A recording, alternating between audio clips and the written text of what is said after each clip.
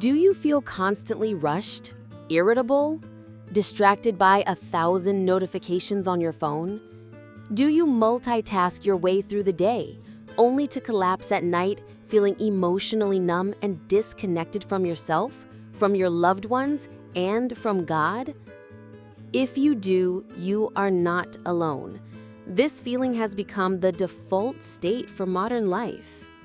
But what if this chronic busyness wasn't just a time management problem? What if it was a deep spiritual crisis? What if the single greatest threat to your soul in the 21st century was not some external evil, but your own hurried schedule? Today, we are diving into a book that offers a powerful and urgent antidote to our culture of burnout, The Ruthless Elimination of Hurry by John Mark Comer. This is not a book about productivity hacks or getting more done.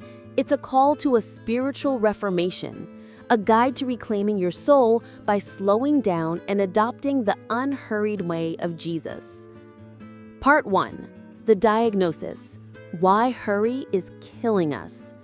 The core idea of the book comes from a quote by the great philosopher Dallas Willard, who said, "Hurry is the great enemy of the spiritual life." John Mark Comer argues that hurry is the root cause of so much of our modern brokenness: the political division, the online anger, the anxiety, the burnout, and the mental health crisis. He writes from a place of deep personal experience. In his 20s, Comer was the pastor of a fast-growing megachurch in Portland, Oregon. By every American standard, he was a massive success. But on the inside, he was collapsing. He was filled with anxiety and found that the very things that make for a rich life, love, joy, and peace, were disappearing. In his own words, he felt like he was gaining a church, but losing his soul. His turning point came when he discovered Willard's work and realized that his inner turmoil was a direct result of his hurried, over-busy life. He was trying to follow a teacher, Jesus, who was himself a relaxed, unhurried person, but his own life was the exact opposite. Comer makes a profound point. Hurry and love are incompatible. Think about your worst moments as a parent, a spouse, or a friend. Chances are you are in a rush. Hurry leads to irritability and anxiety, and it erodes our relationship with God. In fact, one survey found that busyness is the #1 obstacle in people's spiritual lives. This has become a cultural illness, what some call hurry sickness. Do you find yourself switching to a shorter checkout line at the grocery store? Do you count the cars in front of you at a red light and switch lanes? These are all symptoms. In fact, one author identified 10 signs of living too fast, and when Comer and his wife read the list, they had all 10.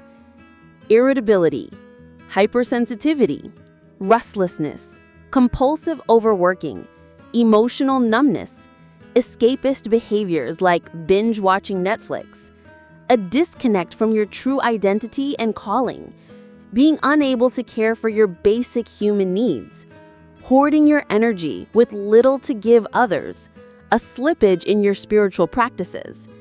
If that list feels familiar, you are not alone. But there is a way out. Part 2. The Cure. 4 ancient time-tested practices to ruthlessly eliminate hurry from our lives. Silence and solitude. In a world of constant noise, we must intentionally create pockets of quiet. This is where we can hear God's voice and quiet the chaos within our own souls. Comer practices contemplative prayer, a way of simply being present with God without an agenda to restore his spiritual well-being. Sabbath. This is about more than just taking a day off. It's a full 24-hour period dedicated to rest and delight. To make it a joy, Comer suggests pleasure stacking, filling the day with things that bring you happiness.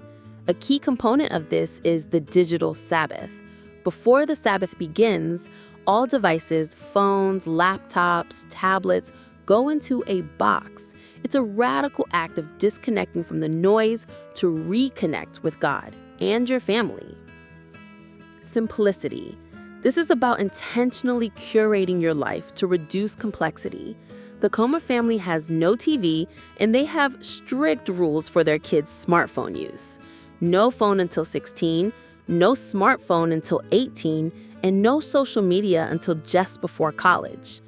This is about redefining success away from the American ideal of more and toward a life of deep character and meaningful relationships. Slowing. This is a general orientation to life. It means driving the speed limit. It means getting in the longest checkout line. It means making major decisions slowly, from a place of rest and peace, not fear and exhaustion. And most importantly, it means parenting our phones. Your phone should not be your master. Comer suggests putting your phone to bed at 8:30 p.m., not keeping it in your bedroom, and not making it the first thing you reach for in the morning. We must create a digital rule of life that puts our devices back in their proper place as tools, not tyrants. The deeper meaning. Embracing these practices is hard. Comer admits it takes years to rewire our nervous systems away from the frantic speed of modern culture. It requires a deep acceptance of our human limitations. We are not machines. We need rest. We cannot be everywhere at once. Accepting these limits is an act of wisdom and trust in God's design for our lives. The ultimate goal of all of this is to become a person who's deeply rooted in love. But as Comer so powerfully states, love is patient, love is kind, love is by its very nature unhurried. Therefore, to become a person of love, you must first become an unhurried person. Choosing an unhurried life today is a radical, countercultural act. It's like taking a vow of poverty in a previous century. It feels scary, but it leads to a deeper and more profound kind of wealth, a life truly full of the love, joy, and peace that our hurried souls so desperately crave. If this deep dive into finding peace in a hurried world has given you a new perspective, you're in the right place. That's what we do here at The Book Whisperer. We break down powerful, life-changing books to give you the tools you need to solve real-world problems. Make sure to subscribe so you don't miss our next breakdown.